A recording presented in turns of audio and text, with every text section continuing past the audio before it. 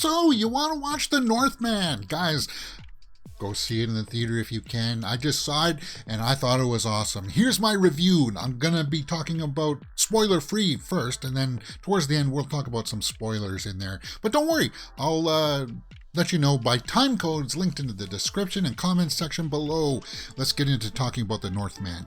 The Northman tells the tale of Amleth, a prince who tries to get revenge on his uncle for killing his father, and he goes to Iceland to extract this vengeance, and it's all about that revenge tale. He becomes like a slave to infiltrate his camp there, and his mother, he believes that his mother is being held captive, so he's got to free her from this evil uncle of his, and he plays this character, Amleth, which I'm told is a anagram for Hamlet. And I got an article here that says, is it based on Hamlet or isn't it? And it's definitely Shakespearean in the way that it's told, because the film follows a very 5-act kind of structure that Shakespeare's plays are told in.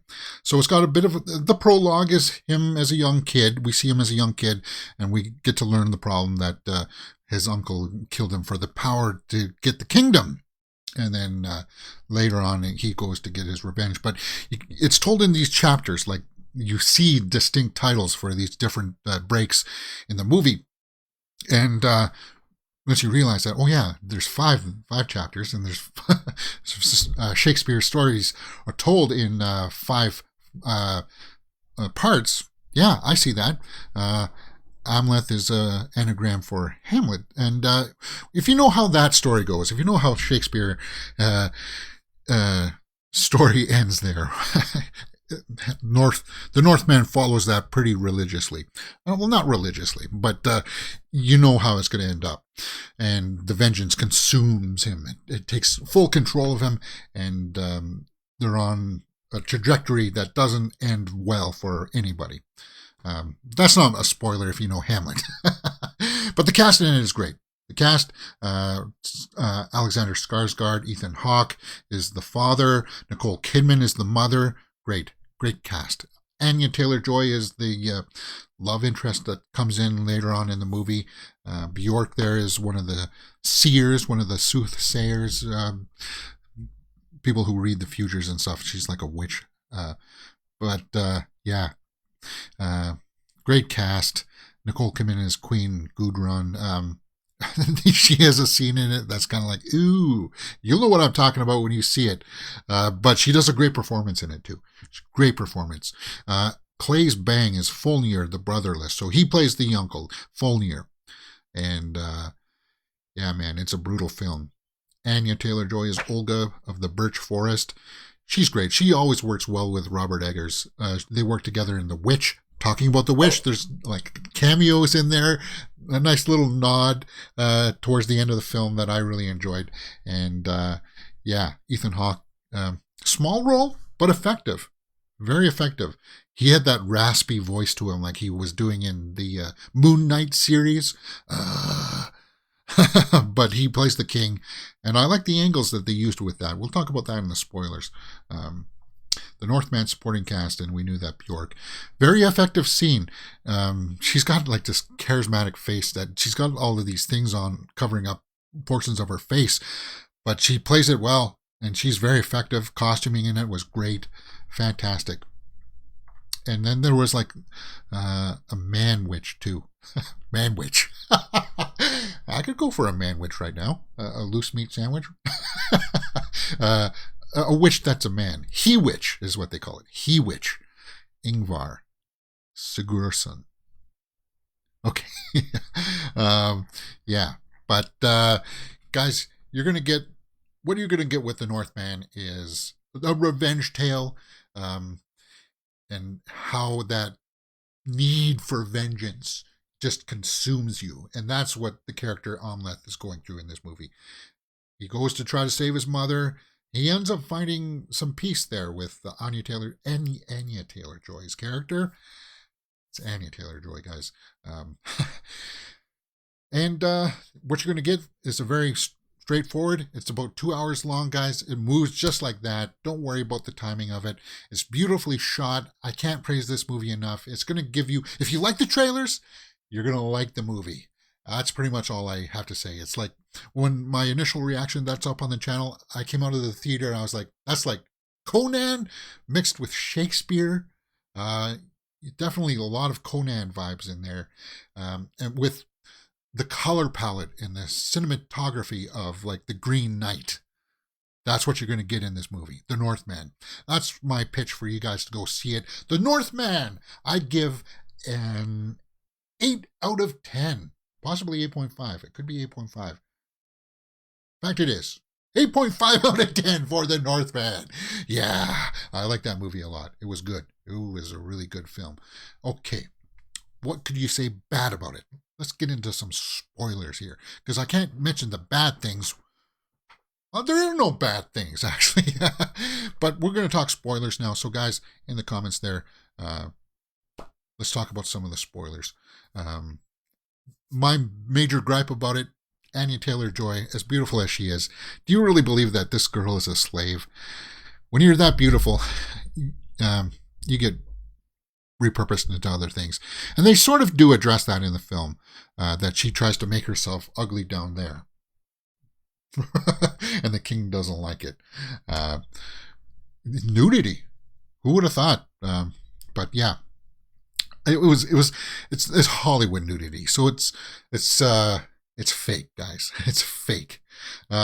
Ethan Hawke. Let's talk about his voice. Yeah, it's raspy like in Moon Knight. But I like how they addressed his concerns, that he was sick. I think he was sick. And he wanted to go out as a big hero, as a king. But then he gets betrayed by his brother. And this witch tells Amleth how he's going to die, right? At the Lake of Fire, which is that volcano that we keep on seeing in the trailers. And that volcano is used as a metaphor, as his erupting rage, his need for revenge, his vengeance. And that stuff is all used beautifully throughout the film. The one scene I wanted to talk about with the mother is, that's very Hamlet. When she's got the lover in the room and he stabs the lover through the tapestry.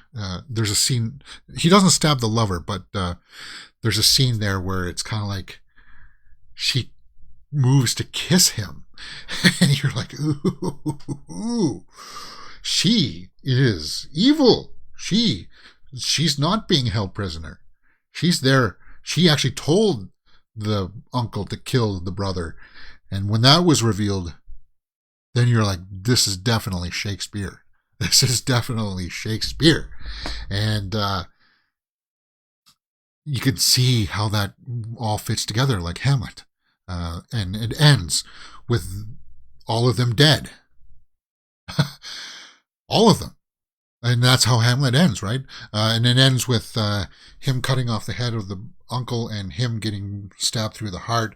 A beautiful shot of the Valkyrie carrying him off to Valhalla. All of that imagery is so beautiful. So beautiful, guys. That's what you're going to get with The Northman. Is there any other spoilers I wanted to talk about? Oh, he jumps off the boat and swims to shore, when that would have been a long swim. A real long swim. Let me just take a look at my notes here and see if I wrote down anything that I wanted to really talk about. Willem Dafoe is kind of like a jester character. We don't see too much of him in that role.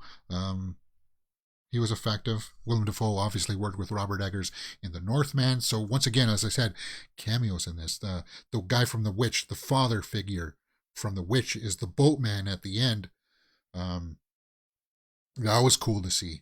And of course, he was in the same scene with Anya Taylor-Joy, who played his daughter in The Witch. So that was like, yep, thumbs up. Talking about ties to The Green Knight, he was the voice of The Green Knight, which is not a Robert Eggers film, but the cinematography, when they're going over to Iceland and stuff, you get that vibe. You can get that same kind of tone of the scope of the landscapes. Beautifully shot. That game that they were playing with the sticks and the ball hitting the post, that was a cool, brutal game. You could see that there were shades there, perhaps of maybe that's where hockey started off as, but it was very physical. And that big guy that he was facing off with, once he starts like beating his head against him, you're like, ooh, the brutality in this movie is definitely up there. I can see that somebody could say that it's off-putting. Let's go over and take a look at the tomato meter here and see what it's got. And this will wrap up my review for The Northman. You know where I sit. 89% by the critics, 77% by the audience. And that's a little bit low for the audience. That'll go up once people go out and see it this weekend. It's only 100 verified viewers there. Once it gets into the thousands of viewers, it'll be around 80s. I give it an 8.5. So yeah. 8.5 for The Northman is where I would sit. That's it could even be a 9, and that would be falling in line with the critics. I would be falling in line with the critics.